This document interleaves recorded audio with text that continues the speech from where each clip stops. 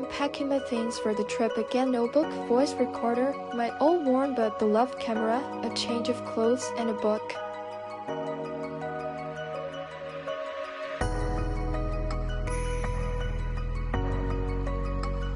In the kitchen, my wife is nervously clattering the dishes as she "You just got back last week. Why again?" she shouts from the kitchen, annoyed. Yes, my job involves constant trips to the edge of the world, just to try to draw the authorities' attention. My articles have never been sensational and have never appeared on the front pages of newspapers. But once, after "What happened in that village that you have to go again?" she asked with her trophy, entering the room. People there have no proper roads, supplies come only once a month, the ambulance can't reach them, and now with frequent blizzards, part of the village is without electricity and gas, and there are children living there. If we don't draw, and no one else can go, we have children too, Sean. They want to see their father. I promise, as soon as I return, we will go on vacation. 2 weeks, not a single word about work, I said, hugging her.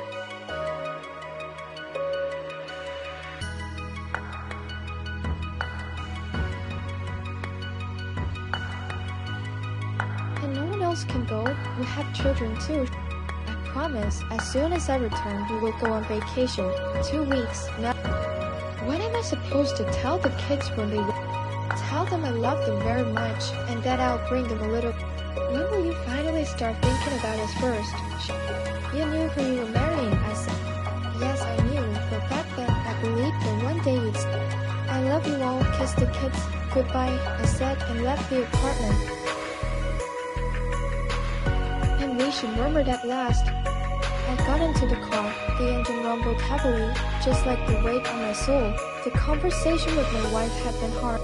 But when I see those elderly people living without electricity, or children without proper medical care or food supplies, I can't stand aside. It seemed to me that if I at least wrote about them, someone in authority would read it, and finally something would change.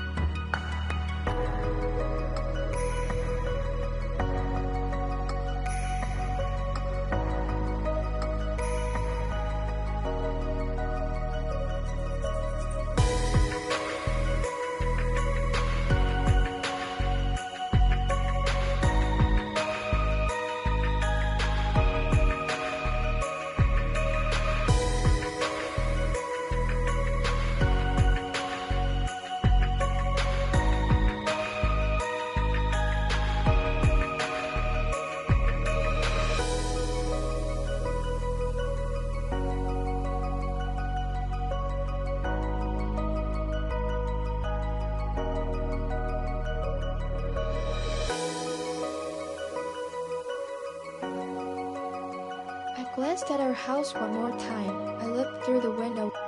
"Oh, I'll get this done quickly and be home," I muttered to myself.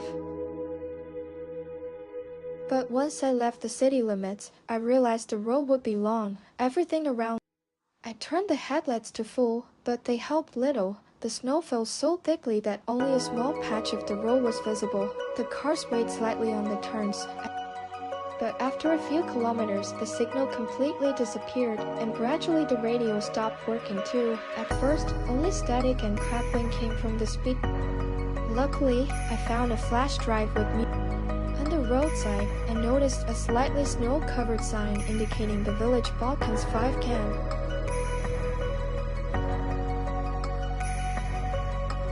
The sun slowly rose above the horizon, and I could already make out the silhouettes of partially ruined houses standing along the roadside, although calling it a road was an exaggeration, more like the remnants of it, with potholes and the car bounced slowly over the uneven surface, and I tried to keep control so I wouldn't skid into the ditch. I drove through the village, but most of them, although old, were still maintained. Whitewashed walls and fences, curtains on the windows, smoke rising from chimneys, so people in one of the yards on the edge of the village, I noticed an old dog tied to a chain and a sled covered in snow, leaning against a tree.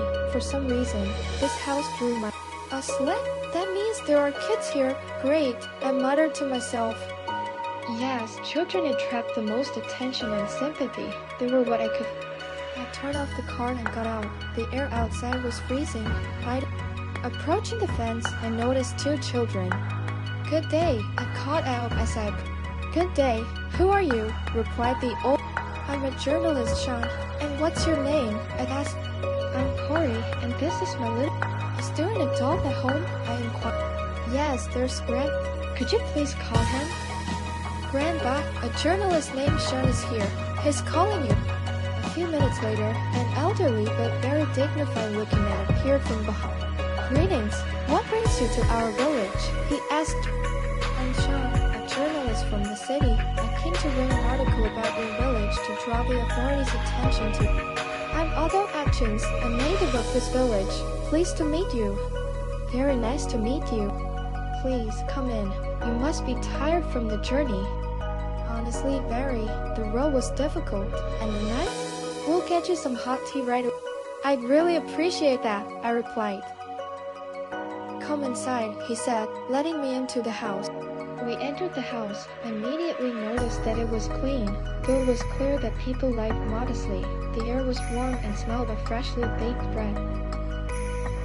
The rooms had white walls adorned with icons, and striped rugs lay on the floor. By the window stood a table covered with a linen tablecloth. The last time I saw one like this was at my grandmother's house in a village when I walked slowly through the room. The wooden floor creaked lightly under my feet. In the corner, the house seemed old, yet very tidy. I could feel care and love living here. Every detail... Otto suggested I sit at the table. I took a wooden chair near the window and leaned against the wall. I felt a little confused, as I hadn't expected such hospitality. Usually, I conducted my report. Otto placed 2 ceramic cups of fragrant linen tea on the table. Steam rose and filled the room with its aroma. A few minutes. Help yourselves. We offer what we have, he said.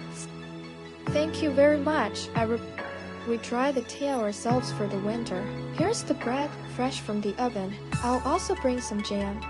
No, thank you. This is more than enough. Then it will be raspberry, he said, leaving the room.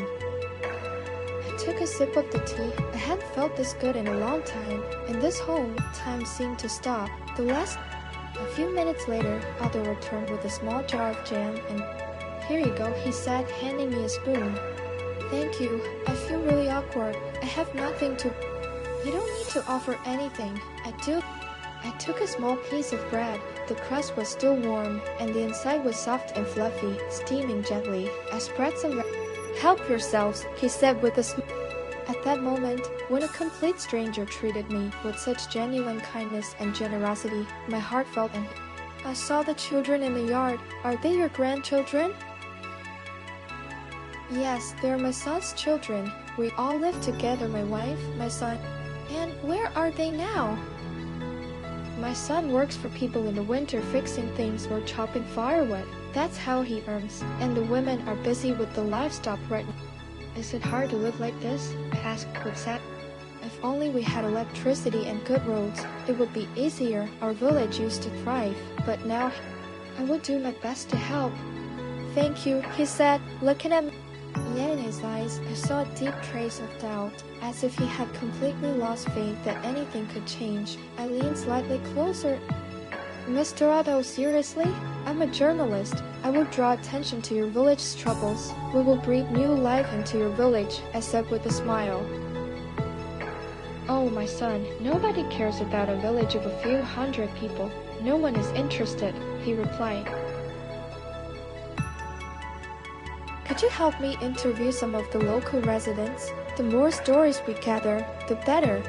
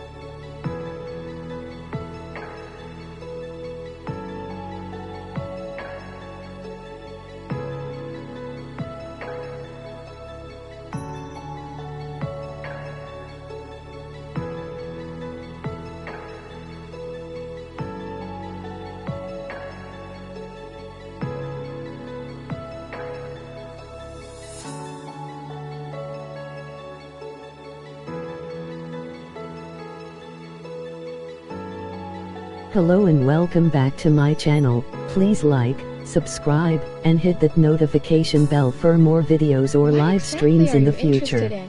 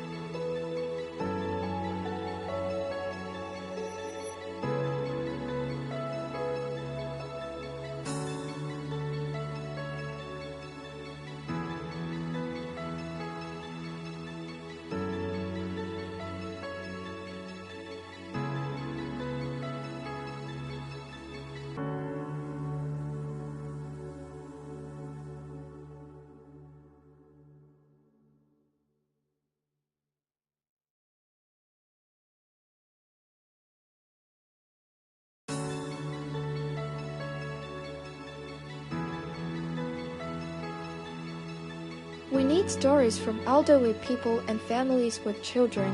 That's the best way to draw attention.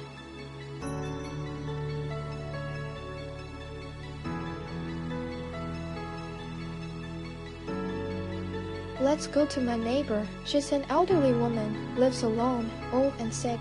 Her children have long been abroad, and sometimes we help her, sometimes the neighbors help as well.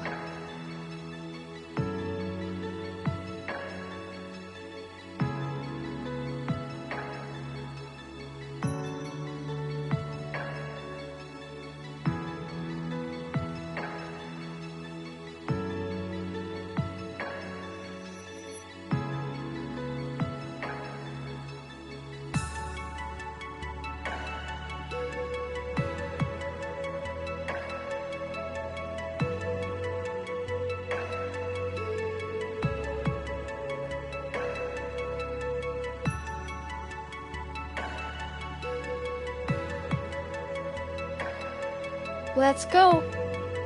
We stepped outside. By now, the blizzard had picked up. The wind lifted the snow into the air, swirling it around.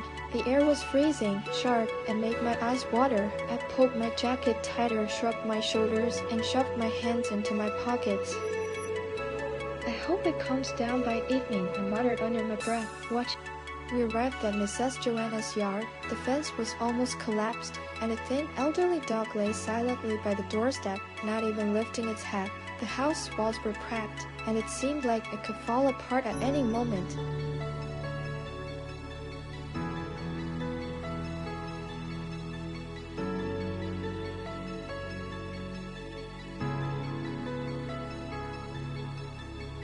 We entered her house. It was warm, though not as cozy as Otto was. The old woman sat by the stove, her back against the chair, wrapped in an Angora scarf to keep warm.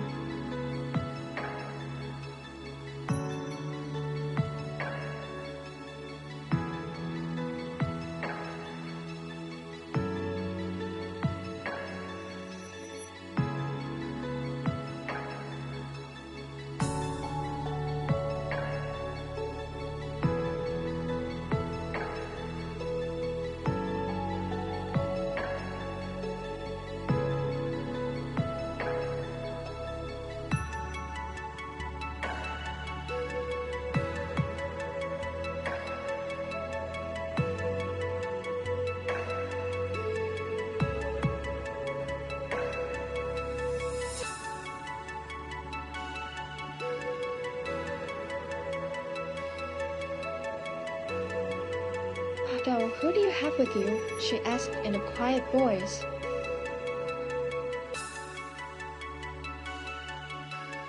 This is a reporter from the city. He wants to help our village. How will he help? She sighed. I'll write a report about your village. If it gains attention, the authorities may help. At least that's what I hope, I explained.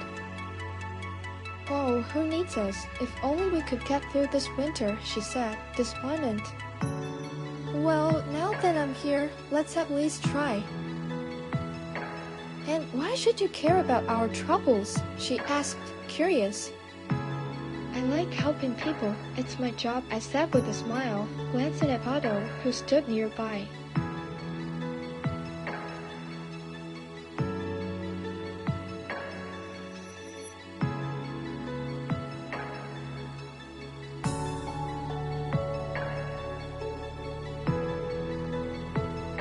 If that's so, ask whatever you need from me. I switched on the voice recorder and sat down next to her. The room fell into a deep silence. Only the stove crackled softly. Her wrinkled hands rested on her knees. Her brow was furrowed, and there was distrust in her eyes about what was happening.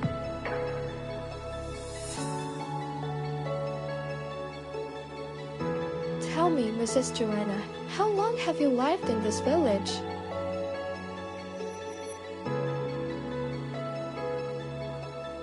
Oh, for as long as I can remember. I'm 85 years old, dear, she replied.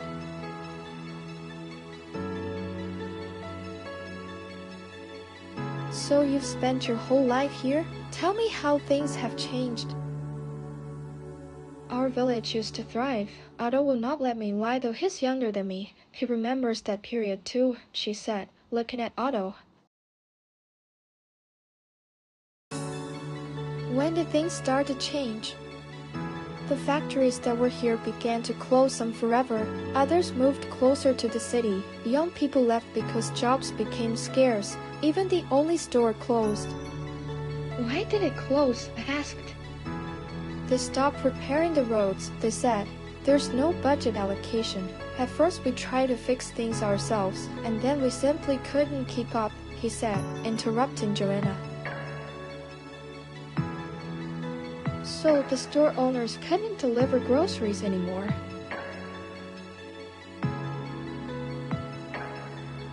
How do you buy food? I asked, shocked.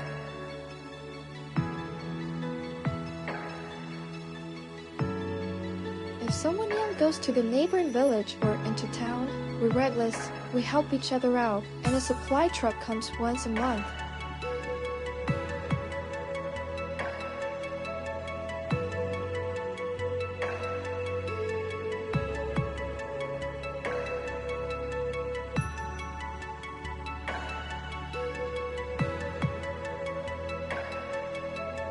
And Otto brings things to me. I can't walk.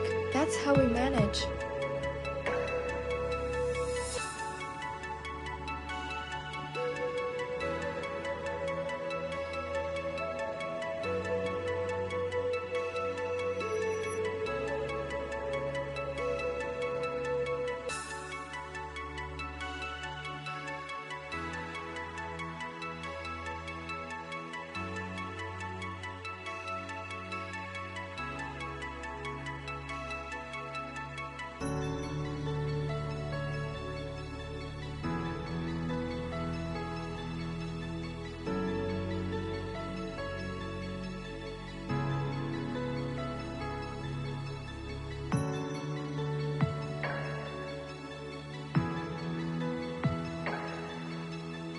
Usually, when I record interviews, I try to keep a distance so I don't take people's words too close to heart, but not today. I felt this report would be different.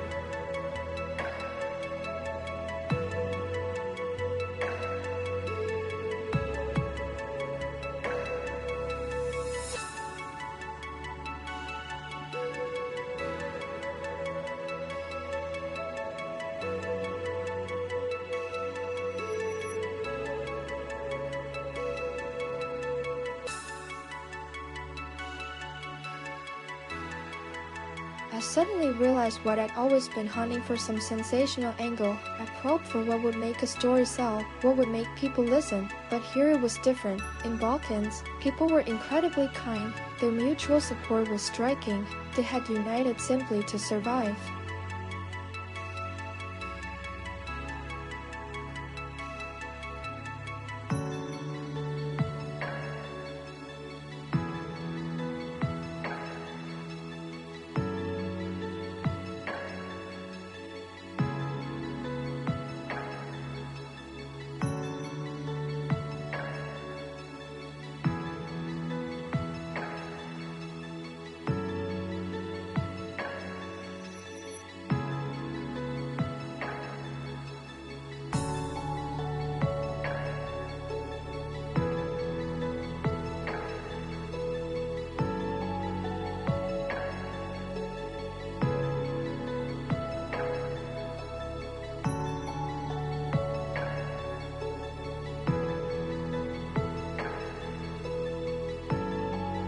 We talked for a long time. The hours dissolved between the stove's crackle and Otto and Joanna's memories of the village, of the people who once filled these streets with laughter and work, of the spring fairs the village used to hold. All of that remained only in the memories of these elderly people.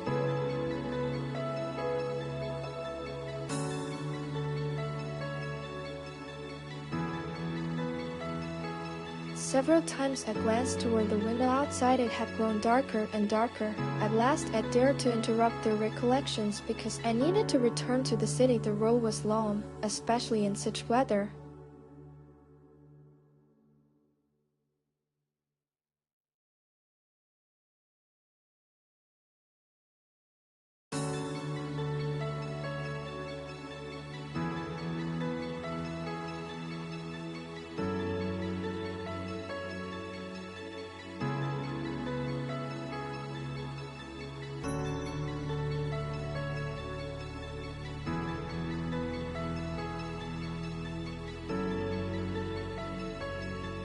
I left the house and headed for the car. Otto followed me. The blizzard was so strong that it felt like I was about to be blown away by the wind. I stood by Mr. Otto's fence. A sense of unease crept into my mind. What should I do? How would I get back to the city?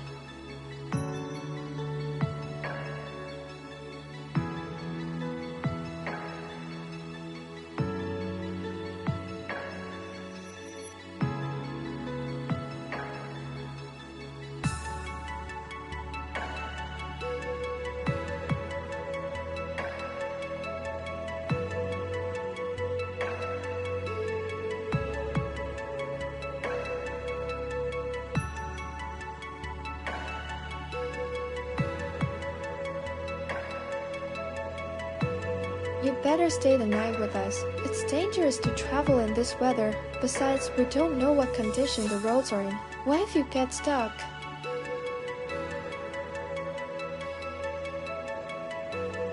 My family is waiting for me at home. I can't let them down.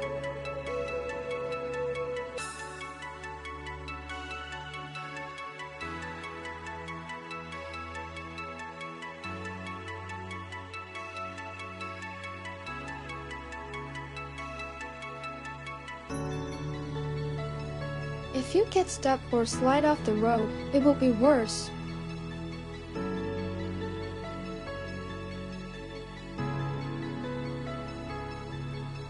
Maybe you're right, but I hope I'm not causing you any trouble.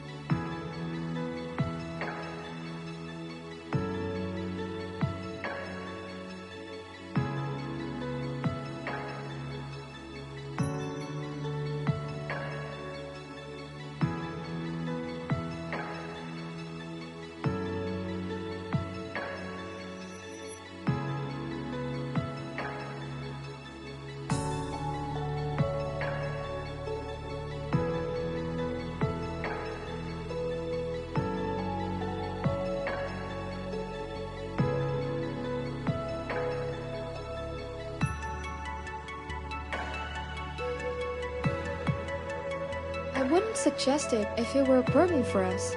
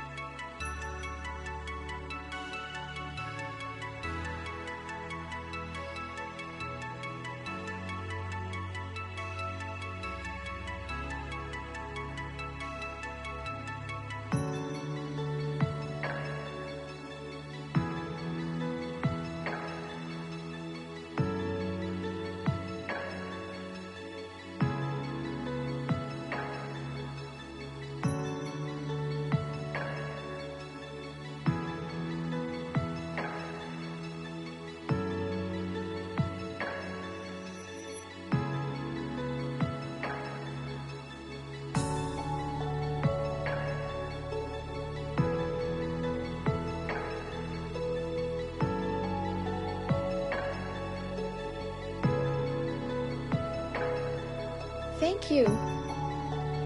Come inside. It's freezing out here.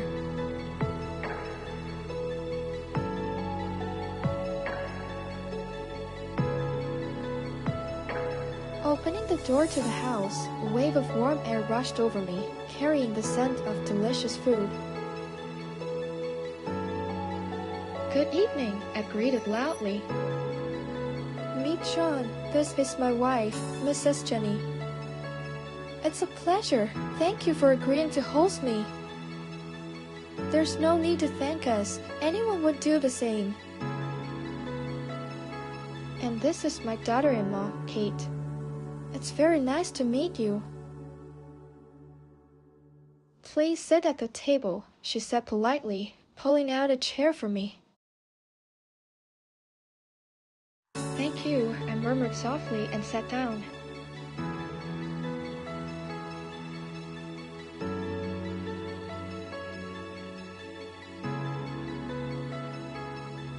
The table was filled with a warm, loving atmosphere, the laughter of children, and the joy of having food before us.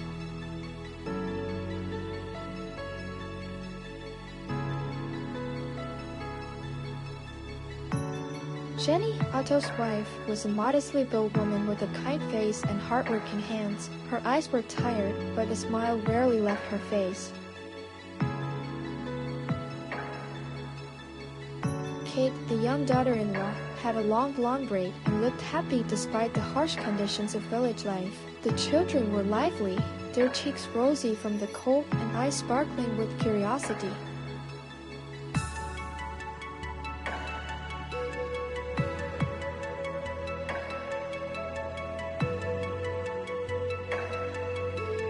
Kate, as a mother of young children, may I ask you a few questions for my article? Of course, go ahead.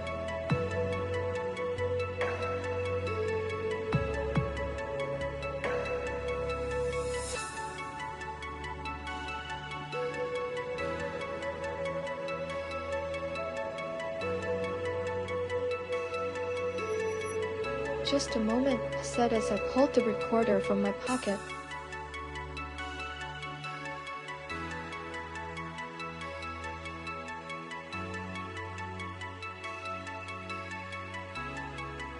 Is it difficult to raise children in the village? I asked after starting the recorder.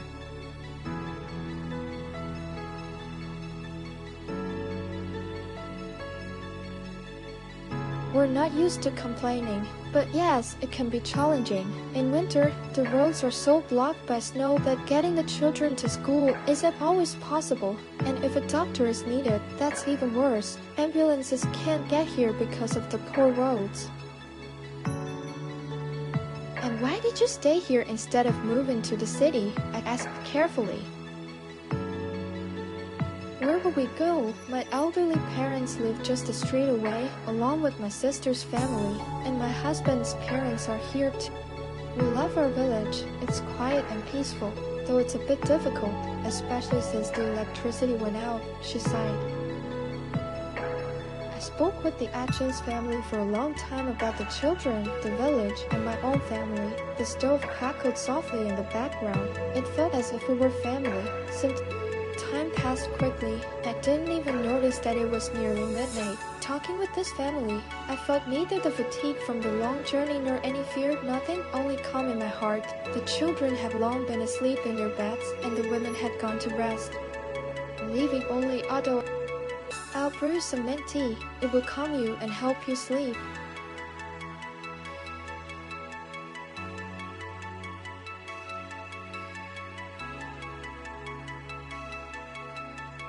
I looked out the window. The blizzard had already subsided in the yard, leaving no trace behind, and large snowflakes were slowly falling from the sky. The only light on the street came from the starry sky and the moon. I took my tea and quietly stepped out into the yard. The air was cool but still. On the other side of the house stood an old wooden bench. I brushed the snow off it with my sleeve and sat down, placing my cup of tea beside me.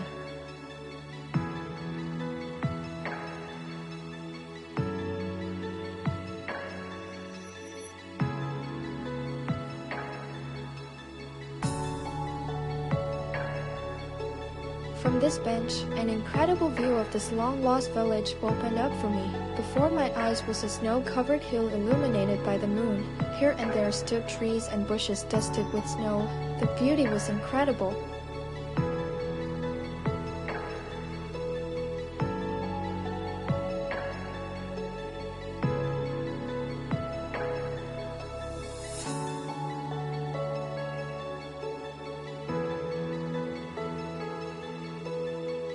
Strangely, in this silence, looking into the distance, I felt peace, the same peace I had long missed in the city. There, among endless duties, calls and noise, I had long forgotten what it was like to simply sit, remain silent, and admire the scenery.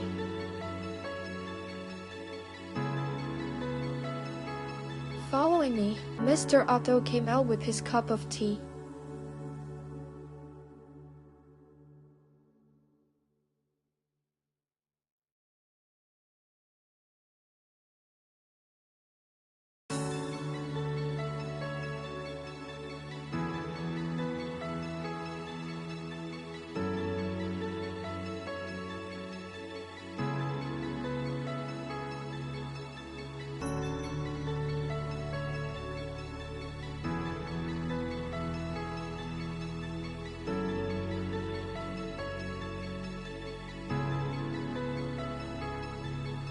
"Do you mind if I join you?" he asked.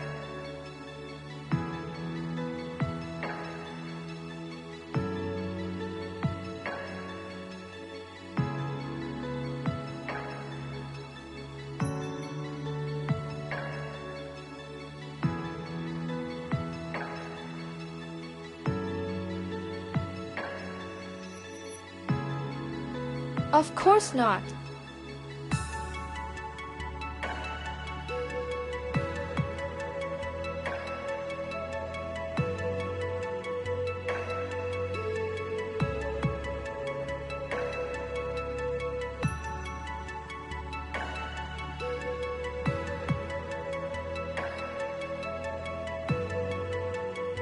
"How do you like it here?" "I haven't felt this good in a long time."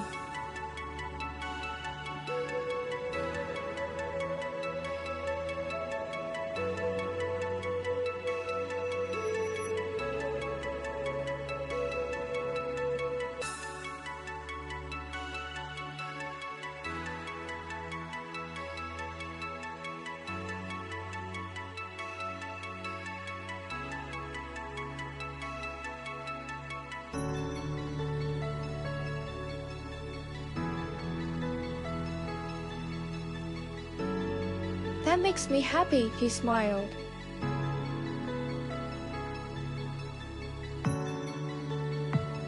"Thank you for helping me."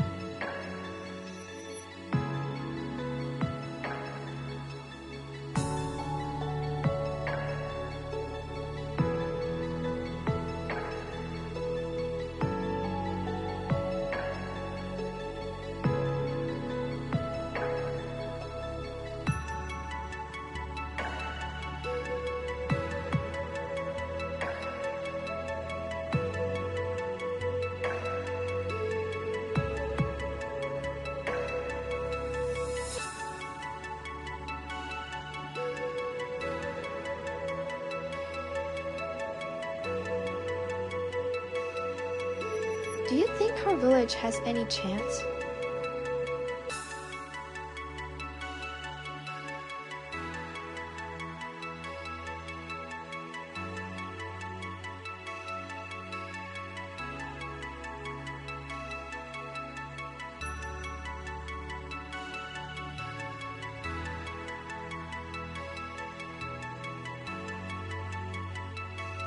"I believe it has a huge chance we will succeed."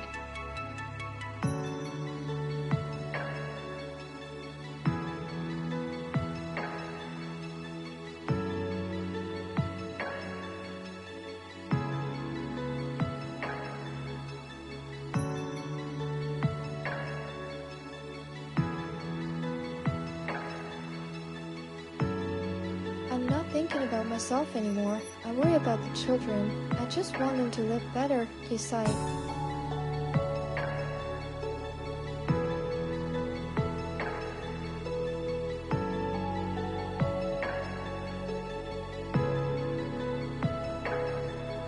We sat and talked, admiring the beauty of the snow-covered village. Suddenly, I noticed a house lighting up on the hill.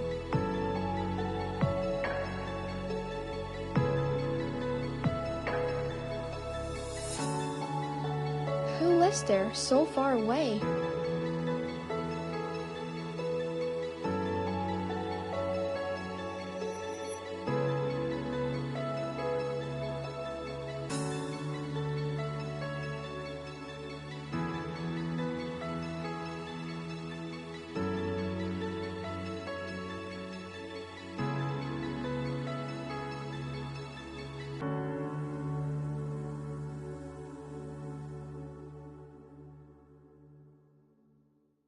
Where? He asked in surprise, taking a sip of tea.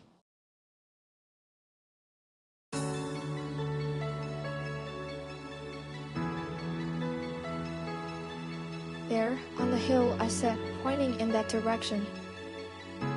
Oh, you mean that one, he sighed.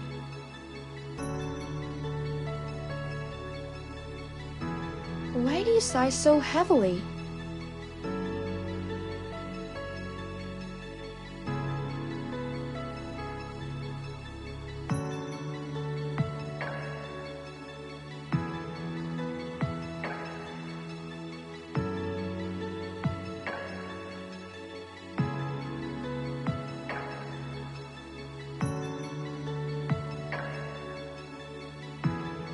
How can I explain it? He said slowly.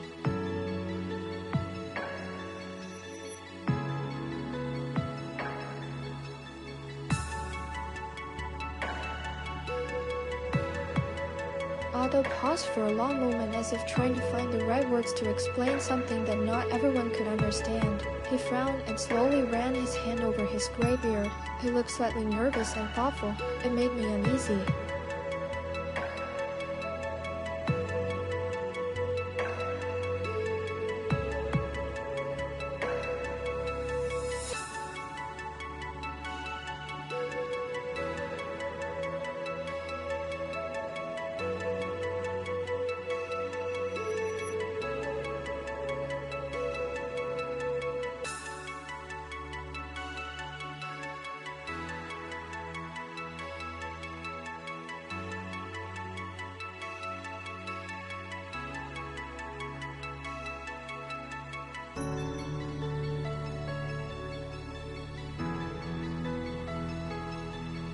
Tell me straight, Otto.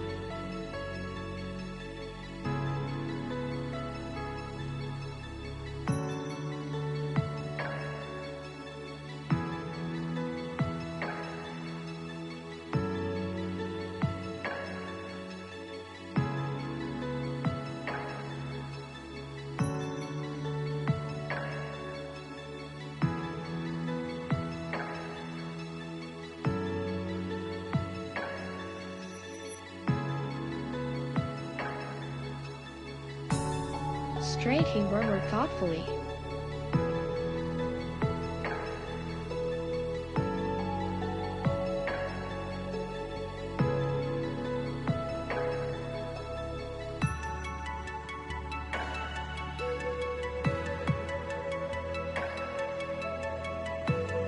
That house doesn't exist.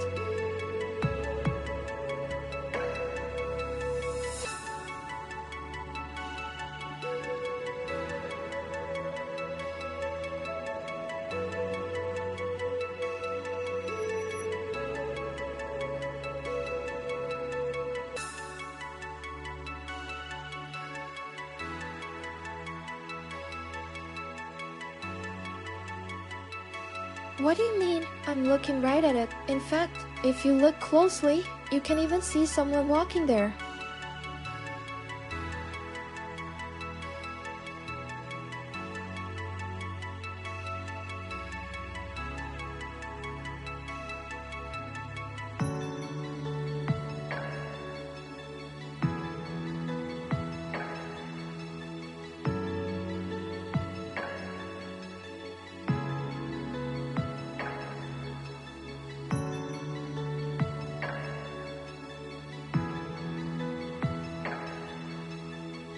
Oh, Sean, I was just a child when that house already didn't exist, he whispered.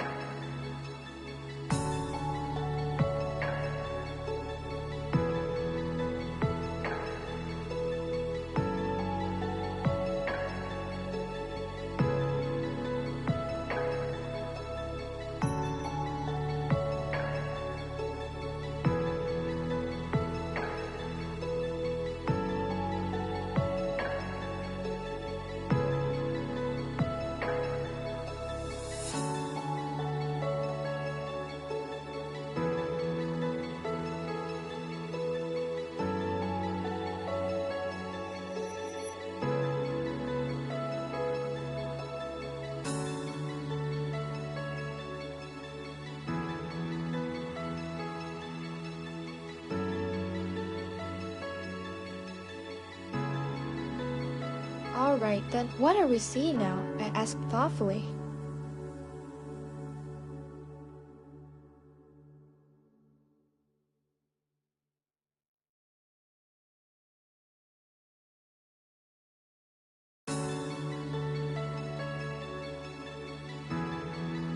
My parents told me the story of this house. It lights up every night at midnight. If you see it then, it's almost 12 p.m.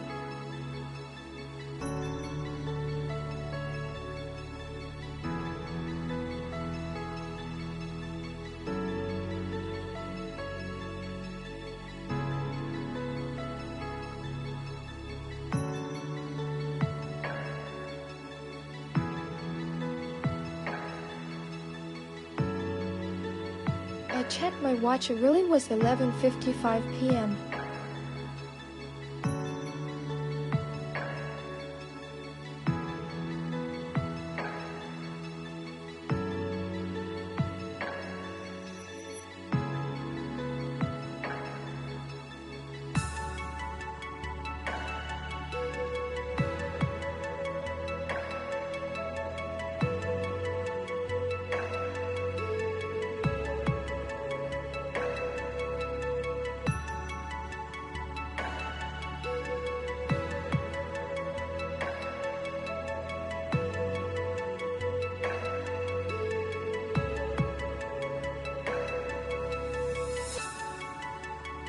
I raised the camera hanging around my neck and aimed the lens at the house on the hill. The silhouette of the house was clearly visible, and I could see the windows flickering, as if someone were walking inside with a lantern. After taking a few shots, I opened the photos to get a closer look at the house.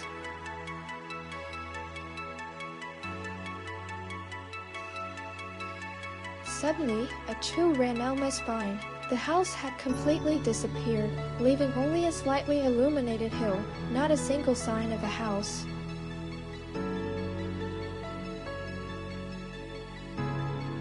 Let's go inside. It's late already. We have to get up early tomorrow.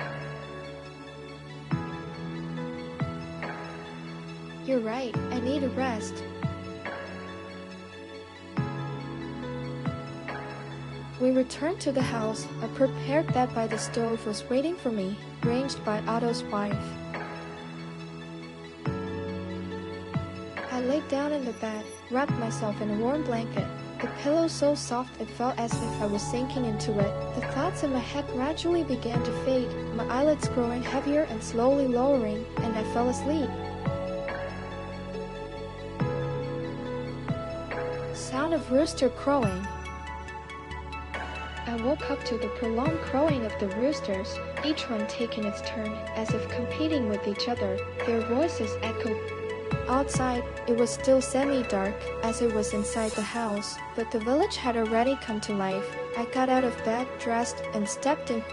The roads were heavily covered with snow, which meant I would be stuck here at least until the evening.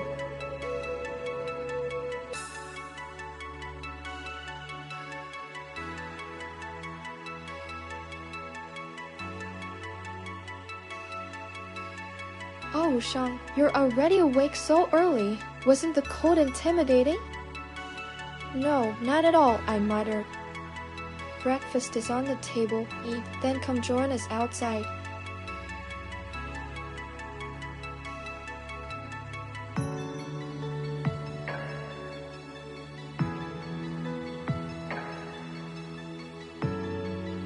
Thank you, I said and returned to the house.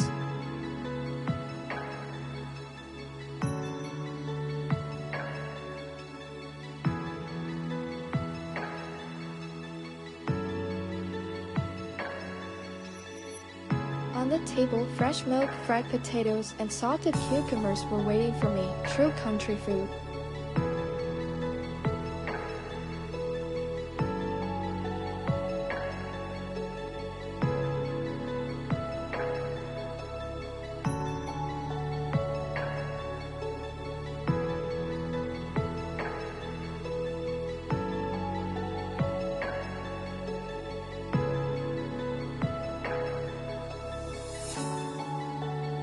I ate quickly and went out into the yard to Mr. Otto.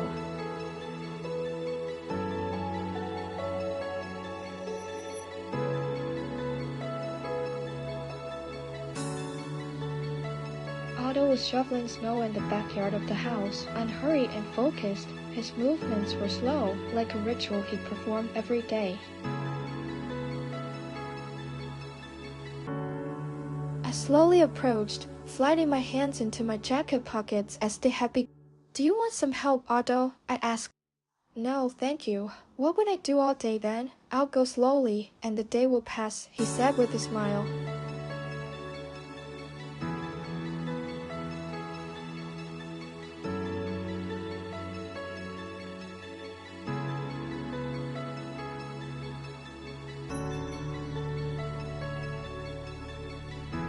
And you do this every day from early morning?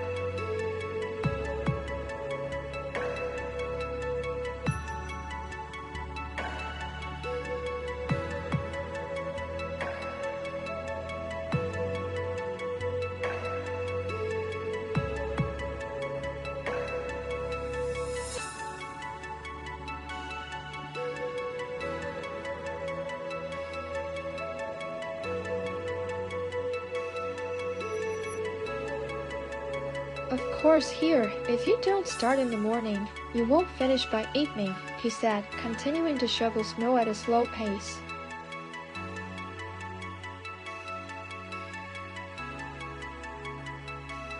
I cast a glance at the snowy hill where the house had been. There was truly nothing there. It all seemed strange to me. I don't believe in the mystical. Since you don't need help, I'll take a walk up to the hill.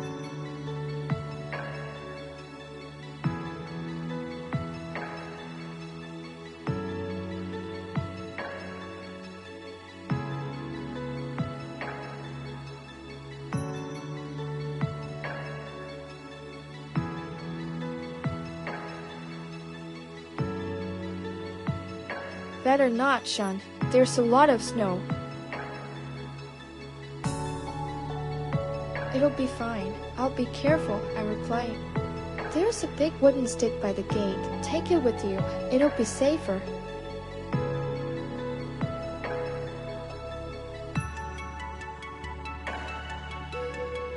I'll take it, thank you.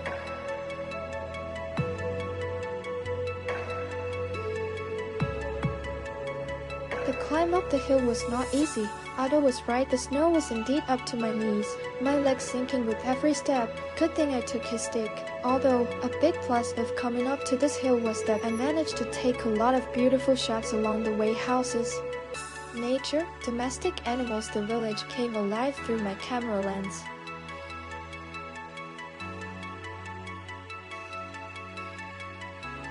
I I was already freezing for real. The trees growing on the hill were completely covered in a thick layer of snow. Their branches weighed down. As if on cue, the wind started picking up, and snow fell from the branches straight onto my shoulders, making it even colder. I finally found the spot where the house had once stood. Only a few bricks remained, stacked on top of each other.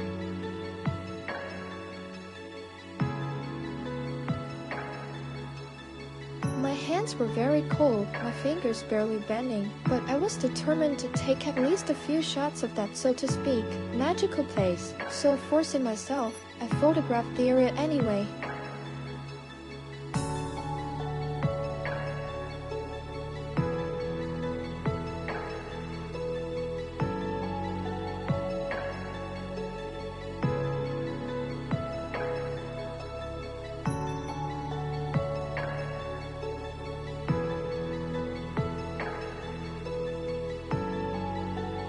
It was much easier to come down the hill than to go up it. I carefully stepped down the snow-covered slope, leaning on my stick.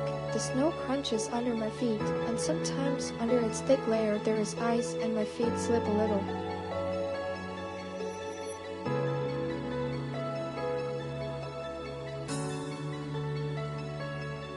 Finally, I made it back to Otto's house. I tapped the snow off my boots at the entrance and took off my snow-covered coat. I quickly approached the stove and pressed my hands to it, feeling the warmth gradually filling my frozen body.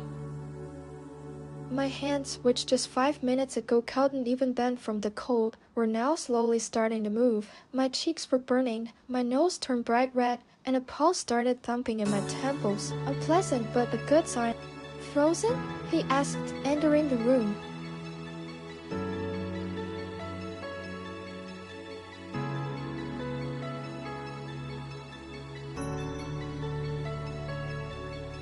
"And I told you not to go anywhere," he said sternly. "On the contrary, it was good that I went. Now we have a lot of beautiful photos. Get under the blanket and warm up, otherwise you'll catch a cold," he said, then left the room. Due to the sudden change in temperature, I really wanted to sleep, so much so that my eyes began to close on their own. I lay down under the blanket and covered myself with it. I didn't really understand when I fell asleep. A rustling sound in the next room.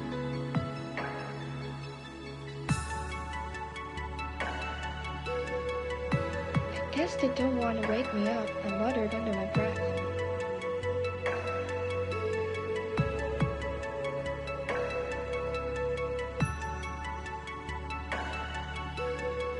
I got up from the bed and stepped out of the room. Under the lantern light, Otto was intensely tinkering with the old tape recorder, turning screws and pressing buttons endlessly.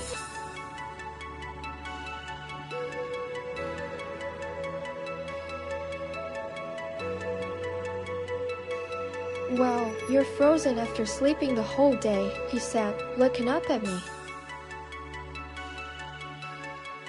"I won't even argue," I smiled.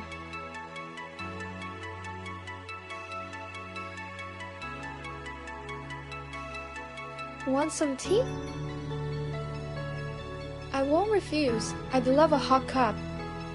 Otto quickly brewed some fragrant herbal tea, handed me a cup, and we went outside. The night was quiet, but snowy snow was falling non-stop, large and fluffy. I brushed the thick layer of snow off the bench. Otto and I sat down. In the village, there was such a deep evening silence. You won't find this in the city. Only the occasional bark of a dog could be heard somewhere. I closed my eyes for a moment and took a deep breath, so fresh, so cold, with a faint hint of smoke rising from the chimney. It filled my lungs, cleared my head, and at the same time brought a strange feeling of calm.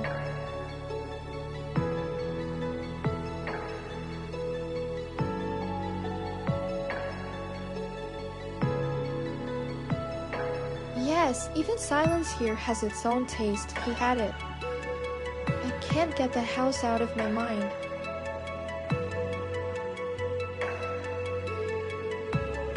Why?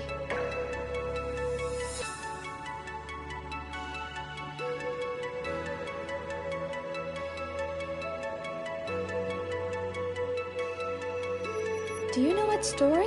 Please tell me.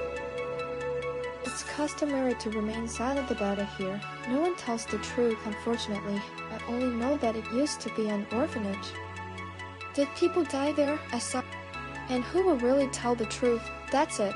I'm going to sleep. Tomorrow will be another hard day. Look at all the snow that fell. Work again for the whole day, he said, rising from the bench and letting out a heavy sigh. I'll stay a little longer. I'm not ready to sleep yet. Good night to you, I said, watching him leave. I sat for a while longer, finishing my now cold, almost icy tea. From time to time, I glanced at my watch, whose hand seemed deliberately to move very slowly. The house lingered in my mind, refusing to let me be at ease. Every photo I take is empty. I replayed it over and over in my head, trying to find even a slight logical explanation for this phenomenon. It seemed as if someone didn't want me to discover the truth.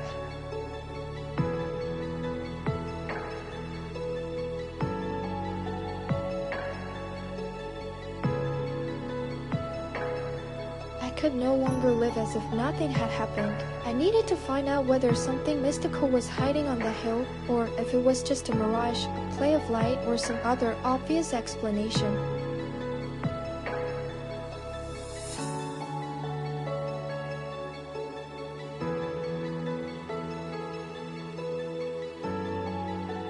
I felt curiosity growing inside me, an urge I could no longer contain. I rose from the bench, glanced at Mr. Otto's house, then back at the hill.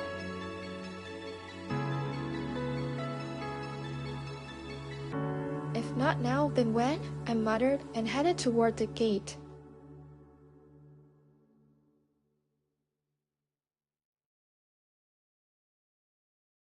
By the gate stood the same stick I had taken with me from the hill earlier in the day. I decided to take it along. Carefully closing the gate, I set off on my so-called adventure in search of the truth.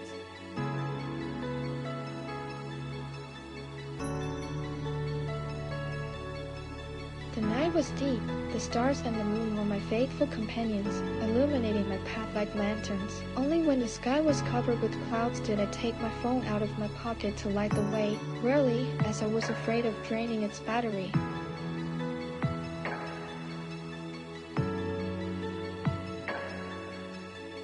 The snow creaked under my feet, each step producing a sharp sound that seemed to cut through the silence. As I approached the hill, it felt like the wind was starting to pick up. I paused for a moment, wondering if it might be better to turn back, but no. Since I've come this far, I have to keep going, I told myself. It was almost midnight. That meant I needed to reach nearly the top as quickly as possible. Blizzard. The higher I climbed, the stronger the blizzard became, and with every step it grew harder to move. My only relief was leaning on the stick I had brought with me. The snow stuck to my face so that I had to squint, and the wind cut my cheeks like a blade. The trees and bushes bent in all directions under the force of the wind, shaking off excess weight in the form of huge layers of snow.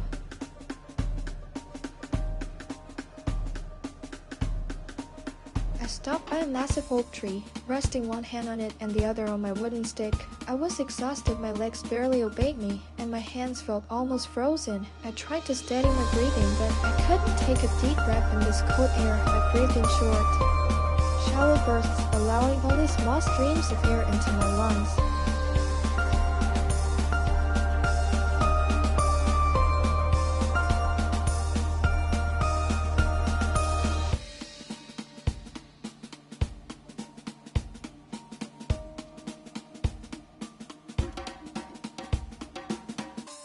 The choice was gone. I had to keep moving. Only a few meters left, and I would finally reach my goal. If I just push through a little more, I'll make it.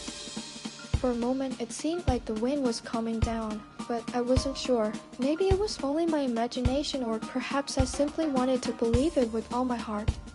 I sighed heavily, leaned on my stick, and continued my path. Almost there, I realized I had no strength left to go any further. The blizzard was only growing stronger with the whistling and howling in my my ears sounded like the cries of hundreds of people.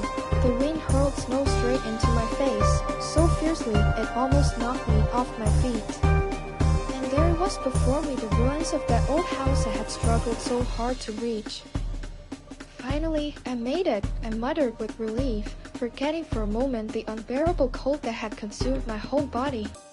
I took a few more steps toward the bricks peeking out from under the thick snow, and suddenly, my right leg gave way and sank into the ground. "Ah, it hurts," I shouted, collapsing to my knees in the snow. That's when I realized I had never been in such trouble before. I tried with all my strength to pull my leg free, but nothing worked. Panicking, I began searching my jacket pocket for my phone, but of course, in my frantic state, "Damn it! Damn it! Damn it!" I screamed, desperately trying to pull myself out of the hole. The clock read 12:36 p.m. If I didn't get out before morning, I would surely freeze to death. Maybe, if I were lucky, they'd at least find my body someday. The thought of dying here only fueled my panic, driving me closer to madness. My leg throbbed with sharp pain, probably a sprain, or worse. No matter how I tried, I couldn't pull it out on my own.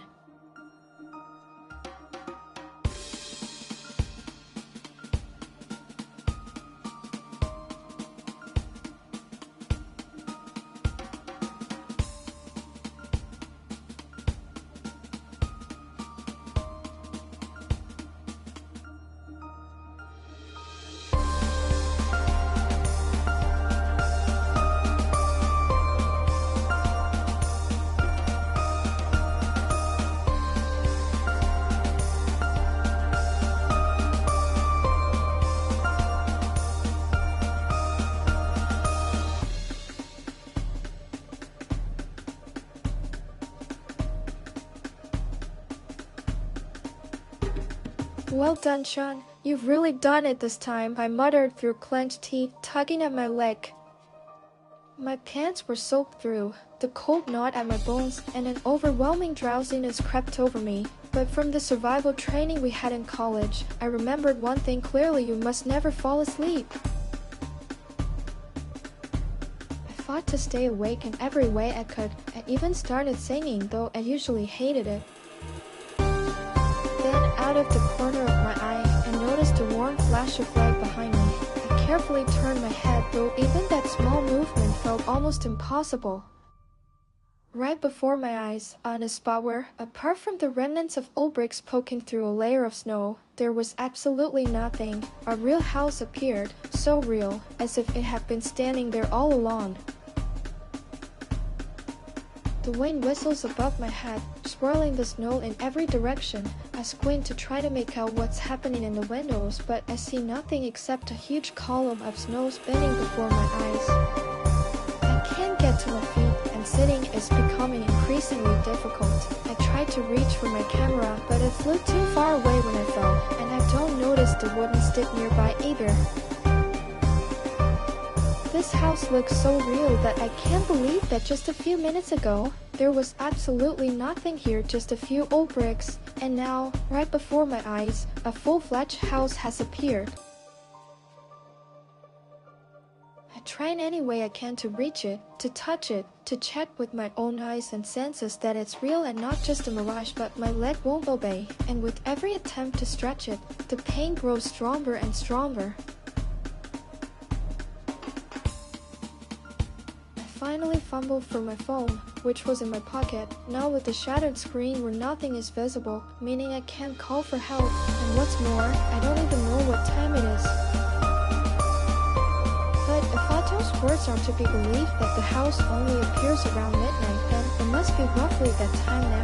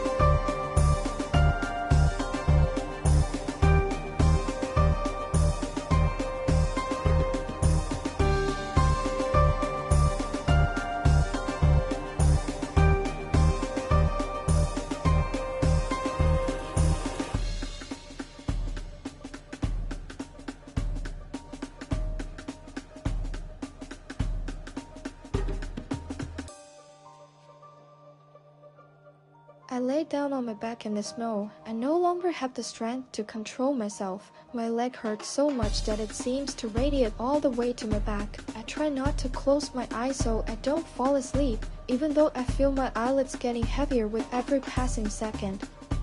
Eyes opening. I slowly open my eyes. Somewhere in the background, I could hear the faint murmur of children. Turning my head to the side, I realized that I was inside a house. Outside the window, the night was deep and dark. In the corner by the window, the fireplace was burning. Logs cracked. I shifted my gaze down to my legs. I was covered with a brightly colored flat blanket. The sensation felt strange. Just before I closed my eyes, my clothes had been soaked through, and the cold had pierced right to the bone. Now, however, they were dry, and I felt surprisingly warm, which meant I hadn't been here for just a few minutes.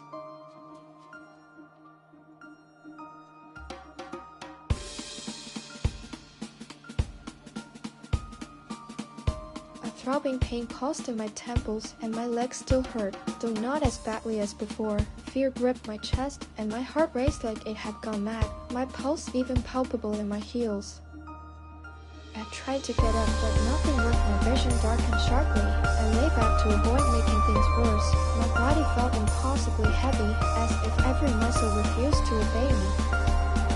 I sighed. Now I tried to focus on restoring my breathing. Deep inhales, slow exhales, repeated several times until it started to ease. I forced myself to pull it together and calm down. I needed to understand where I was, what was happening, and why I was here. My heart gradually slowed its pace, but my mind remained alert.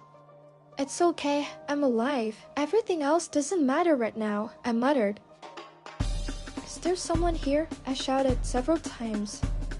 Suddenly, quiet, cautious footsteps sounded near the door, almost imperceptible. Someone approached the door but didn't dare to enter the room. I can hear you there, I called out. The doorknob slowly turned. The door creaked open. A woman stepped into the room. Her face was weary, her eyes filled with both fatigue and anxiety. She froze immediately upon crossing the threshold, as if hesitating whether to take another step. Who are you? I asked, alarmed. You better tell me what you're doing here on the hill. In a blizzard like this? She asked in a cold... I'm tired of living. No, of course not. I wanted to find out why the house appears on a hill that everyone sees at midnight. You know what I mean, right? You're inside the house right now. I couldn't believe my ears. A chill ran down my spine, sending goosebumps to cross my skin, and fear lodged in my throat like a heavy stone.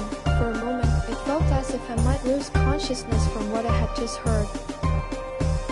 But how is that possible? I muttered, unable to trust what I had just heard. The woman silently gave me a look that mixed sorrow and despair with a desire to share, as if she had long been waiting for someone to ask her that question. She slowly approached a chair near me and sat down. This house is unusual. Call it what you will, an illusion, a ghost, the supernatural, and in every name, there is a kernel of truth. Excuse me, but who are you? What's your name? I asked, slightly straightening and leaning against the wall. I'm Debbie, a caretaker in this house. I'm Sean, a journalist from the city. I came to make a report about this village to help, to draw attention to their suffering and to save the villagers. And through my own recklessness, I ended up here. You're doing a good thing, she said. I tried, thank you. Tell me the story of this house. Why does no one know it for sure? This house, these children, it was all my life. Here, the laughter of children never stopped. I loved every child as if they were my own. She began. And what happened? We never asked for help from patrons or the authorities. We always managed on our own. Someone would give us chicks, we raised them and had eggs. Someone donated a goat, we had milk. Together with the children, we planted gardens, harvested crops, cooked soups, baked bread, stored supplies for winter. But one day, everything changed. Go on, I whispered. One day, wealthy people became interested in this land. They came and offered to split the children among different orphanages, and they offered me money. Of course, I refused. People stood up for us. They said they would never allow anything to be built here. Some time passed, and it seemed as if everything had quieted down, but no. She paused, as if sinking into her memories of that difficult day. I watched her face, tears were in her eyes, but she was no longer crying. On one icy January night, someone set the house on fire, just like that. I still don't know who did it, but I understand why. We woke up to the smell of smoke, the children's screams tore through the silence. Everyone rushed to the doors, but they were barred. As for the windows,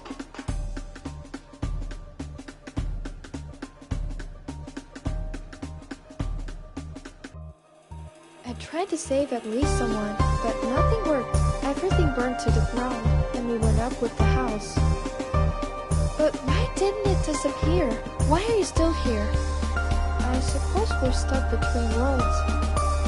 Between worlds? How is that possible? While everything was burning, I blamed myself. I screamed. I cried for refusing to give up this land. Maybe then I could have saved the children and myself. I stayed silent, just watching her. Her eyes were empty, there was only an abyss in them, one I wanted to look away from, so as not to drown. She fell silent for a few minutes, then she began again.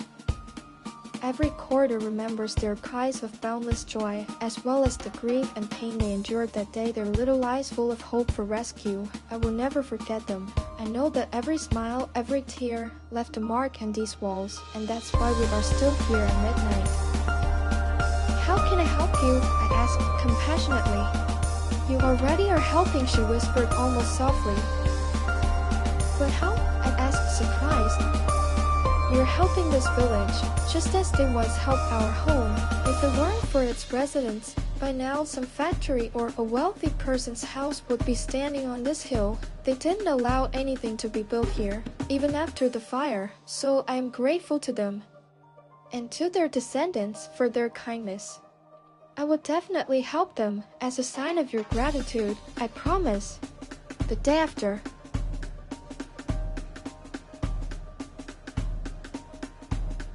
Doctor, what's the news? She asked, crying. Surprisingly, his condition is stable. After a night spent in the freezing cold, he didn't even get frostbite. Pulse, breathing, everything is normal. When we found him on the hill, even his body temperature was fine. It's as if someone had kept him warm all night. The only issue is a sprained leg, but it's mild. He'll be running in a week. But how is that possible? She asked. We don't know. Near the spot where he was found, there were no traces of people or even animals, only his own. I don't even know what to say. There's nothing to say here. He was lucky. I've never seen a case like this. Just be grateful to God that he's alive. I agree with you. Excuse me, I still have patients. I have to go, he said, and left the room. Eyes opening. Cardio monitor sound. I opened my eyes. My head didn't feel like my own. It ached, throbbed, and pressed against my temple so hard it was difficult to even think. My vision was blurry. Everything swam before my eyes. I started. My leg thankfully didn't hurt, just a faint ache. Nothing serious. My body, however, felt foreign to me, heavy, sore, and aching in every inch.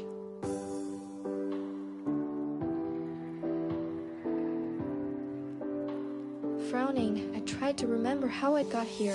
It was hard to recall right away. My memory was fragmented, broken into 1,000 tiny pieces that I now had to piece together like a puzzle.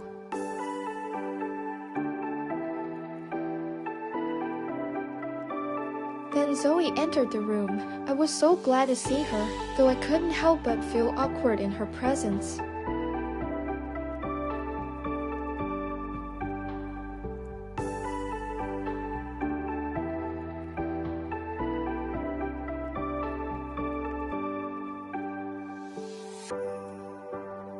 What are you talking about? She said, sitting beside me. That my vacation is cancelled again, I muttered with a smile. Sean, you almost died, and here you are, talking about some vacation. She said, I can't really remember what happened. The doctor said that a local resident you stayed with reported you.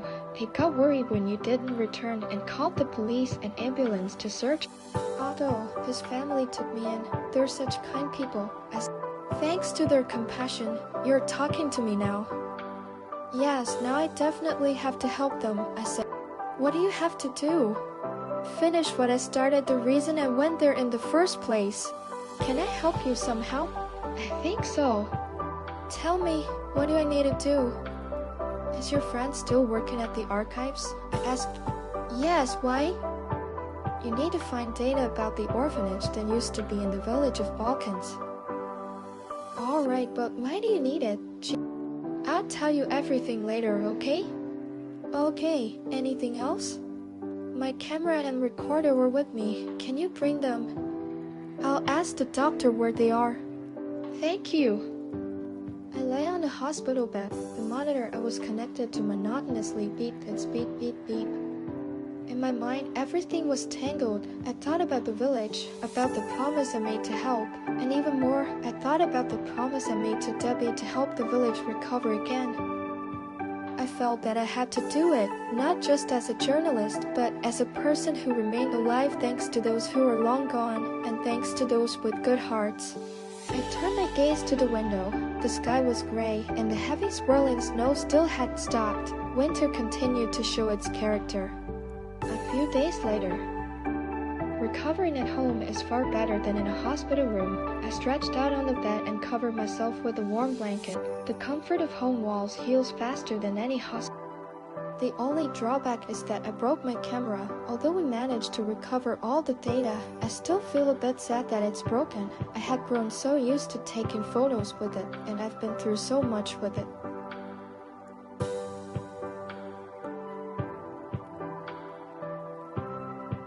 I sat at the table. The house was quiet, just me and my thoughts. I opened my laptop. On the desktop was a folder labeled Photos Balkans inside, photos of the village. For a moment, I realized I missed this place. I opened the folder and began scrolling through the images one by one. Broken windows of old houses, snow-covered yards, damaged fences, people with kind eyes, well-kept animals, and happy children. The very last photos were of the hill where the... Well then, let's make a sensation out of this article, I said.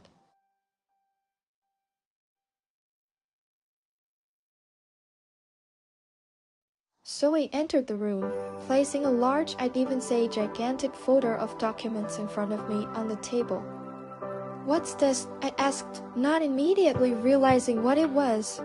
What you asked for, archived documents about the orphanage. Thank you, Zoe. You're the best, I exclaimed, kissing her. I opened the folder of documents Zoe had brought. My hands trembled. I was a bit nervous. On the first page was a photo of that same woman with happy children, the orphanage visible in the background.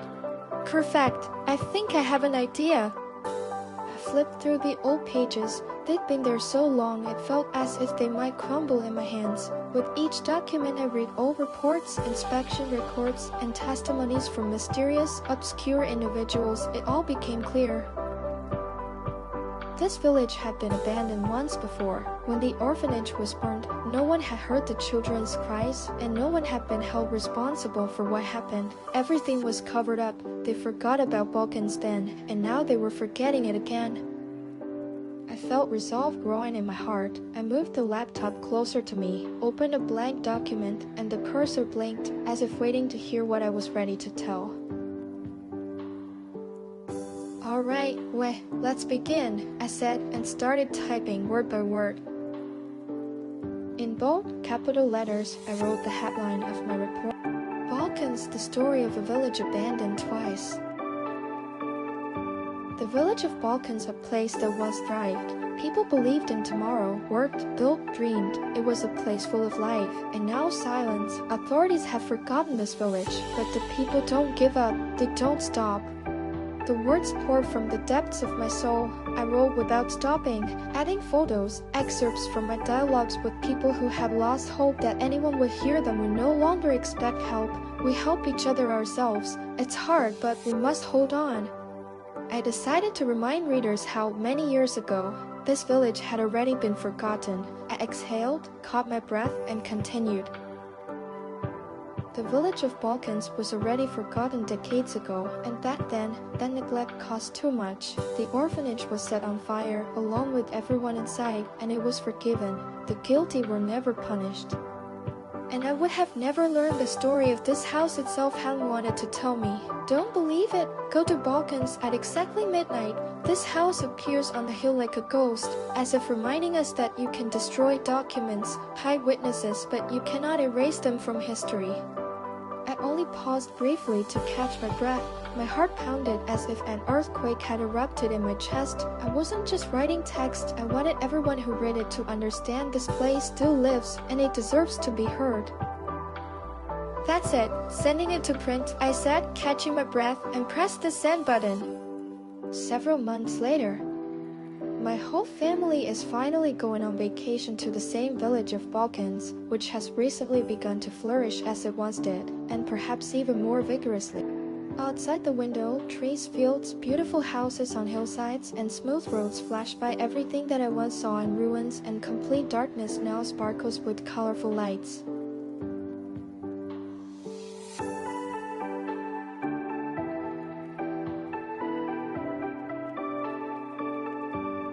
I believed you would succeed.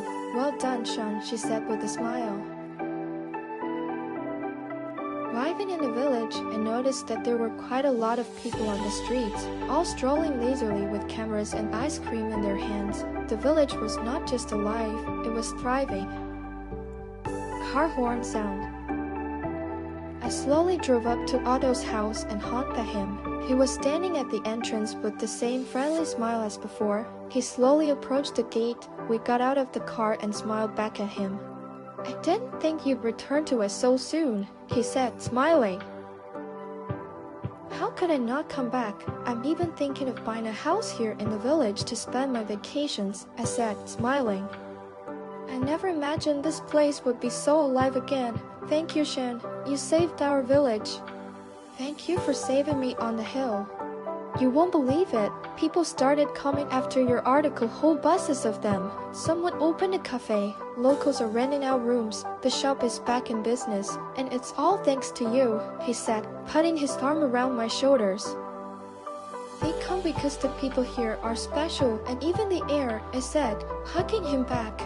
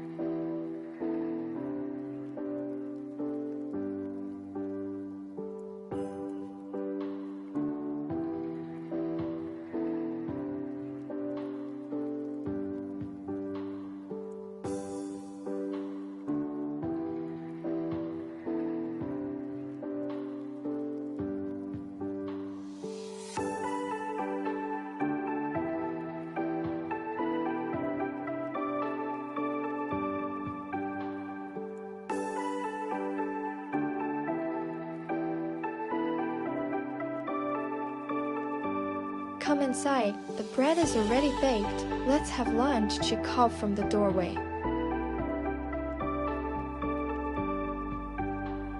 We entered Otto's family home, a warm, cozy place, just as it had been when I first met them. The only We sat at the table for a long time talking about life, how the village had changed, and how people were finally beginning to believe in tomorrow.